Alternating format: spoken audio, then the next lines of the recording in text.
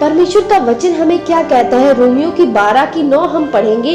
प्रेम निष्कपट हो, बुराई से घृणा करो, भलाई में लगे रहो, भाईचारे के प्रेम में एक दूसरे से स्नेह रखो, आदर करने में एक दूसरे से बढ़ चलो, प्रयत्न करने में आलसी ना हो, आत्मिक उम्माद में भरे रहो, प्रभु की सेवा करते रहो, आशा में आनंदित रहो, कलेश में स्थिर रहो, प्रार्थना में नित्य लगे रहो, पवित्र लोगों को जो कुछ आवश्यक हो उसमें उनकी सहायता करो, पहुनाई करने में लगे रहो, अपने सताने वालों को आशीष दो ना कि श्राप दो, आनंद करने वालों के साथ आनंद करो और रोने वालों के साथ रो, आपस में एक सा मन रखो, अभिमानी ना हो परंतु दीनों के साथ संगति रखो, अपनी दृष्टि में बुद्धिमान ना बनो, बुराई के बदले किसी से बुराई ना करो, जो बातें सब लोगों के निकट भली है उसी की चिंता किया करो, जहाँ तक हो सके तुम सब मनुष्य के साथ मेल मिलाप रखो। हे प्रियो, बदला ना लेना परंतु परमेश्वर के क्रोध को अवसर दो, क्योंकि लिखा है बदला लेना मेरा काम है, प्रभु कहता है मैं ही बदला दूंगा।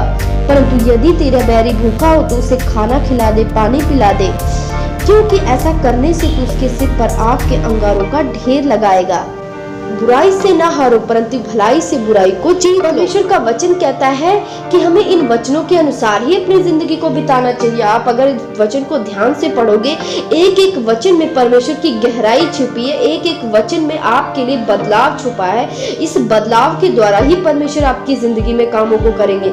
जब आप परमेश्वर के इन वचनों को मानना शुरू करते हो, इस पर चलना शुरू करते हो, जैसे जैसे परमेश्वर के वचन में लिखा है कि तुम्हारा प्रेम निष्कपट हो, उसमें कपट ना हो, तुम बुराई से दूर रहो, बुराई से नफरत करो, बुराई से घृणा करो, जहां भी बुरी चीजें होती है उन चीजों से दूर रहो। जैसे भजन संहिता में लिखा है कि दुष्टों की युक्ति पर वो इंसान नहीं चलता जो परमेश्वर का भय मानता है। परमेश्वर कहते हैं बुराई से दूर रहो, जहां बुराई हो वहां पर मत जाओ, जहां ठट्ठा करने वाले हो वहां पर आप मत जाओ, उन चीजों से आप नफरत करो, आप उन चीजों से भागो और भलाई के कामों में लगे रहो। जो चीजें भलाई की है उन चीजों में आप लगे रहो और एक दूसरे के साथ प्रेम रखो।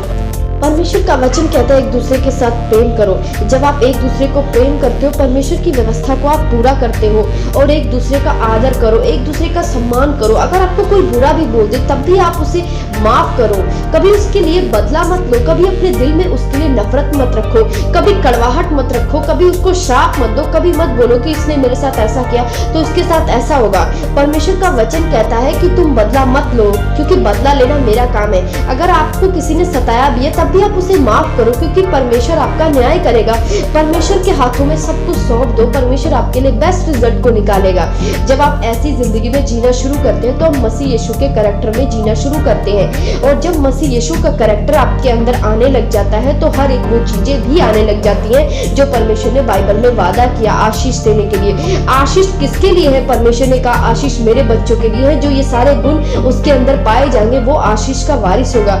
इसीलिए अगर आप परमेश्वर के वचनों को फॉलो करते हो, इस पर चलते हो, जैसे जैसे वचन कहता है कि अपने सताने वालों को आशीष दो, जो भी आपको सता रहा है उसको आशीष दो, श्राप मत दो। उसने आपका बुरा किया, उसने आपके साथ गलत किया, आप उसे माफ करो, अपने दिल में उसके लिए नफरत मत रखो, ना तो बैर रखो, उसको माफ कर दो। जैसे परमेश्वर का वचन कहता है एग्जैक्ट उस चीज को वैसे फॉलो करो, अपने दिल में उसके लिए मैल भी मत रखो, तो आप वैसे बनते जाओगे जैसे यीशु मसीह का करैक्टर है। और जैसे यीशु मसीह के करैक्टर में आप दिन ब दिन बढ़ते जाओगे, वैसे ही परमेश्वर की जो शांति है वो भी आपकी जिंदगी में दिन ब दिन बढ़ती जाएगी। जो परमेश्वर ने आशीषें आपको देना है वो भी देना शुरू कर देंगे। इसीलिए इन वचनों पे चलने से ही आपके मनों को शांति मिलेगी, इन वचनों में चलने से ही आप आनंदित रहोगे और हर एक बीमारियों, हर एक दुखों और तकलीफों से भी आपको आजादी रहेगी। इसीलिए अगर आप परमेश्वर के वचन को फॉलो करते हो तो परमेश्वर का वचन आपको कुशल जिंदगी और लंबी आयु देने का फैसला करता है। तो आपको अगर अपनी जिंदगी में टेंशन, मुसीबत और परेशानियों से दूर रहना है तो आप परमेश्वर के वचन को जब फॉलो करते हो तो परमेश्वर का वचन आपको हर तरह से आजाद करता है, हर एक मुसीबत से निकालता है। और जैसे जैसे परमेश्वर का वचन कहता है हमें वैसा ही करना चाहिए, परमेश्वर के वचन में ही हमें चलना चाहिए। परमेश्वर का वचन कहता है वो बातें आप लोगों के सामने सामने बोला करो जो उनके लिए भली हो। रखो कि परमेश्वर का वचन जैसे जैसे हमें कहता है कि हमें एक दूसरे से प्रेम करना है, हमें विरोध नहीं करना, हमें माफ करना है, हमें बदला नहीं लेना, हमें चुगली नहीं करना, हमें एक शांत मन होकर परमेश्वर की व्यवस्था में रात दिन ध्यान रखना है, परमेश्वर के वचन के अनुसार अपनी जिंदगी को बिताना है। आप ऐसे सोचोगे और ऐसे ही मेडिटेशन करोगे और परमेश्वर की हजूरी में रहोगे, परमेश्वर की उपस्थिति में रहोगे, तो आप दिन ब दिन बदलते जाओगे।